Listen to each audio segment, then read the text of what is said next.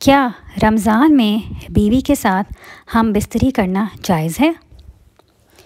दोस्तों, रमज़ानुल मुबारक की रातों में मियाँ बीवी का मिलना बिल्कुल जायज़ है। मियाँ बीवी का इफ्तारी से सहरी तक का जो वक्त है उसमें मिलना बिल्कुल हलाल है, हराम नहीं। लेकिन हाँ, अगर मियाँ बीवी दिन में मिलते हैं तो वो सख्त हराम है और इसकी बहुत सख्त सज़ा भी है। इससे रोज़ा भी टूट जाता है और इसका कफ़ारा भी लाजिम है। कुरान में भी इसका वाज़ेह तौर पर ज़िक्र है। तुम्हारे लिए रोज़ों की रातों में अपनी औरतों के पास जाना हलाल कर दिया गया है। वो तुम्हारे लिए लिबास हैं और तुम उनके लिए लिबास हो, और जो अल्लाह ने तुम्हारे नसीब में लिखा हुआ है यानी औलाद, उसे तलब करो।